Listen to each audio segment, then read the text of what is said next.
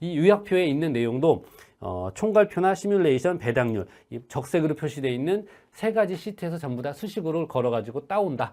이렇게 생각하시면 돼요. 그렇기 때문에 회생계획안을 작성할 때 있어서 이렇게 적색으로 표시되어 있는 총괄표, 시뮬레이션, 배당률표 이 세 개의 시트만 작성을 하시게 되면은 회생계획안 작성은 50% 이상 끝났다. 많게는 뭐 70% 가까이도 끝났다. 이렇게 생각을 하실 수 있습니다. 그래서 일단 상세하게 이 총괄표라든지 자금 시뮬레이션 또 배당률표 작성하는 방법을 설명드리기 앞서 가지고 한번 개괄적으로 어떤 식으로 구성이 되어 있는지 보도록 하겠습니다. 총괄표를 먼저 볼게요. 총괄표를 보게 되면 파일이 너무 커가지고 한눈에 다 들어오기에는 좀 쉽지 않으니까 이 정도로 하게 되면 잘 보일까요? 좀 확대해서 설명을 드리겠습니다. 기본적으로 이제 그 변제계획 총괄표죠. 여기 보게 되면은 이제 신고기간, 신고번호와 목록번호가 있죠. 그 다음에 채권자가 있고, 신고 목록 기재액에 대해서 조사기간에, 즉 채권 조사기간, 시부인표 제출기간 안에 시인된 금액이 얼마인지가 이렇게 나와 있습니다. 나와 있죠. 이거는 아까 앞서서 말씀드렸던 즉 변제 대상 채권 금액 중에서 조사 기간에 시인된 총 채권 금액 한 덩어리가 되는 거죠. 그리고 그 이후에는 지금 이렇게 신고 기간 이후, 조사 기간 이후에 변동된 채권 내역을 반영을 하는 겁니다. 그래서 조사 기간 동안에 확정된 채권 금액과 신고 기간 이후에 변동된 채권 금액을 합치게 되면은 총 시인된 채권 금액, 즉 변제 대상 총 채권 금액이 되는 거죠. 그리고 이 시인된 총 채권 금액에 대해서 어떤 식으로 권리 변경을 해서 탕감을 할지, 권리 변경 또 개시 후 이자를 혹시 줄 필요가 있다라면은 개시 후 이자를 누구한테 얼마를 줄지 전부 다 권리 변경인데요. 그래서 이 권리 변경의 방법을 정하고 권리 변경 즉 탕감하기로 한 금액을 뺀 금액이 현금으로 변제할 금액이 될 겁니다. 현금 변제할 금액을 그리고 준비연도부터 17년도까지 최장 회생 기간 동안에 매년 얼마씩 갚을지 변제 계획을 짜는 식으로 구성이 되어 있습니다. 제가 말씀드렸던 이제 방법 그대로죠. 그리고 이 총괄표의 채권은 기본적으로 각 채권의 종류별로 회생담보권, 회생채권, 그다음 조세채권, 그리고 회생채권 내에서도 뭐 금융기관 대여금 채권, 상거래 채권, 또는 뭐 미발생 구상채권 아니면 확정 구상채권 이런 식으로 종류별로 따로 구분해서 정리를 하시게 되고요. 특이한 점은 공익채권 같은 경우는 권리 변경의 대상은 아니지만은 자금 수지, 즉 내가 갚아야 될 채권이긴 한 거죠. 그렇기 때문에 회생 기간 동안에 결국은 회사가 창출 가능한 총 변제 재원에서 권리 변경 탕감은 안 되는 공익채권도 변제해야 될 거고 그 다음에 남는 돈 가지고 탕감이 가능한 채권을 탕감하고 현금으로 변제할 수 있는 만큼 변제를 하는 거기 때문에 자금 수지 계획을 짤 때는 권리 변경 대상이 아니지만은 공익채권도 변제 계획에 포함이 됩니다. 그래서 총괄표에는 이렇게 공익채권도 권리 변경 대상은 아니지만은 같이 정리하는 식으로 설명을 드릴 겁니다. 이렇게 하게 되면은 이 총괄표 하나의 시트에 회생계획안을 작성할 때까지, 즉 개시결정 이후에 회생계획안 작성할 때까지 회생 절차에 반영되어 있는 모든 채권자의 채권이 전부 다 반영이 되어 있고 거기에다가 공익채권, 권리 변경 대상이 아닌 공익채권까지 이제 포함이 된 거죠. 그리고 회사가 회생기간 동안에 창출 가능한 변제 재원도 특정이 될 거고 그거 가지고 얼마씩 변제할지 모든 게 다 이 총괄표 하나에 정리가 된 겁니다. 그렇기 때문에 회생계획안 별표는 이 총괄표에서 그대로 그냥 수식만 걸어서 따가면은 훨씬 수월하게 작성이 되는 거죠.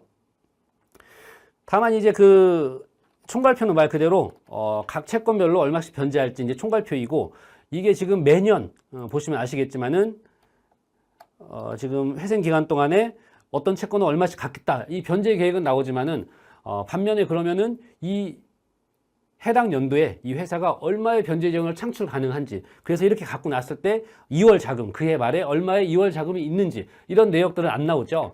그것들은 바로 뒤에 옆에 있는 시트 자금 시뮬레이션 시트에서 별도로 정리를 한 겁니다.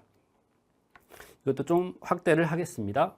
하게 되면은 기본적으로 이제 위에는 자금의 원천, 즉 변제 재원이죠. 회사가 회생 기간 동안에 창출 가능한 총 변제 재원을 자금의 원천 항목으로 이렇게 먼저 정리를 하는 겁니다. 그리고 조금 아까 총괄표에 정리했던 변제 대상 채권 금액, 즉 조사 기간에 시인된 채권 금액과 그 다음에 신고기간 이후에 변동된 내역을 반영한 최종 시인된 총채권 금액, 변제 대상 채권액이 되죠. 여기에 대해서 얼마를 탕감을 하고 그 다음에 현금으로 얼마를 변제할지, 그리고 매년 얼마씩 변제할지, 이렇게 자금을 운용하는 자금 수지가 아래쪽에 정리가 됩니다. 그렇게 변제를 하고 났을 때 매년 지금 보게 되면은 차기 2월에 그해 말에 얼마의 2월 자금이 있는지 이런 것까지 이제 전부 이 자금 수지 계획표에서 이제 반영을 하는 거죠. 그래서 이 변제 계획 자체는 이때 주의할 점은 매년 말에 남는 2월 자금은 절대 마이너스가 되면 안 됩니다. 마이너스가 되게 되면은 자금 수지가 빵꾸가 나는 거죠. 그렇기 때문에 그 회생 계획은 원칙적으로 수행이 불가능한 부적법한 회생 계획이 될 수밖에 없습니다. 그렇기 때문에 2월 자금은 항상 플러스 금액이 돼야 된다는 것을 주의를 하셔야 될 것 같고요. 그래서 이렇게 이런 자금 수지 계획을 입각해 가지고 각 채권별로 얼마를 탕감할지, 매년 얼마씩 변제할지를 그대로 총괄표에도 따오는 겁니다. 지금 아래 보시게 되면은 총괄표이고요. 총괄표 아래 보게 되면은 채권별로 얼마를 출자 전환을 할지, 그리고 계수 이자는 얼마를 줄지, 그 다음에 각 채권별로 매년 몇 프로씩 갚을지가 나오죠. 이것들은 그대로 보시게 되면은 수시비를 역시 보시게 되면은 시뮬레이션 시트에서 따온 걸 알 수 있습니다. 예. 즉 시뮬레이션에서 아래 이제 같은 내용이 시뮬레이션에도 있습니다. 그래서 시뮬 시트에 있는 내용이 바뀌게 되면은 총괄표에 있는 권리 변경 비율이라든지 연도별 변제 계획이 바뀌는 거죠. 연동해서 자동으로. 그리고 시뮬레이션에서 말씀드렸듯이 매년 회사가 창출 가능한 총 변제 재원 자금의 원천에서 갚고 얼마씩 갚고 그 다음에 얼마의 2월 자금이 나는지 이런 것들을 조정해 나가면서 2월 자금이 마이너스가 되지 않게끔 그렇게 변제 계획을 짜는 식으로 절차를 진행하게 되는 거죠. 그래서 이런 부분들도 상세하게 구체적으로 어떤 식으로 작성하는지 이후에 설명을 드리겠습니다. 마지막으로 이제 그 옆에 배당률 시트가 있습니다. 앞서 본 총괄표와 자금 수지 계획표에 따라 가지고 회사가 이렇게 회생 계획에 따라 가지고 채권을 변제를 했을 때 과연 법률에서 정한 청산가치 보장의 원칙을 준수하고 있는지 검증이 필요하죠. 청산가치 보장의 원칙을 준수하는 것은 회생 절차의 처음부터 끝까지 전부를 다 전체를 아우르는 가장 핵심적인 원칙이라고 설명드렸기 때문에 역시 회생 계획안을 작성할 때 있어서도 그 부분을 검증을 하셔야 되는 거죠. 그래서 먼저 현가 변제율, 즉 앞서 본 총괄표와 자금 수지 계획에 따라 가지고 변제했을 때 실제 회생 절차 개시 결정일 기준으로 현재 가치로 할인했을 때 현재 가치가 얼마인지, 즉 현가 변제율이 몇 프로인지 먼저 산정을 하고요. 그 다음에 개시 결정일 날 관념적으로 만약에 회사가 사업을 지속하지 않고 파산했다라면은 그때 각 채권자한테 돌아가는 청산 배당금은 얼마인지 산정을 해서 결론적으로 회생 계획에 의해서 현금 변제 한 금액을 기준으로 한 현가 변제율이 청산을 가정했을 때 각 채권자한테 돌아가는 청산 배당률보다 높게 나오게 되면은 청산가치 보장의 원칙을 준수하고 있는 결과가 되는 겁니다. 그래서 기본적으로 이 배당률표는 뒤에 있는 회생계획안이 법률에서 정한 요건을 충족하고 있는지 점검하는 유효표에 대부분 그대로 따온다고 보시면 될 것 같고요.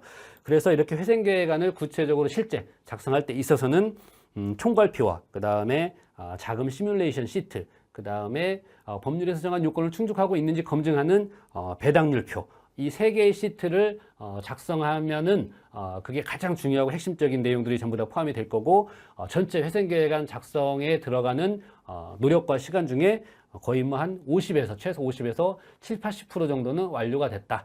이렇게 생각을 할 수 있을 것 같습니다. 그래서 지금까지 회생계획안 작성을 위한 가장 핵심적인 총괄표, 그 다음에 시뮬레이션, 배당률, 시트에 대해서 개괄적으로 한번 설명을 드렸습니다.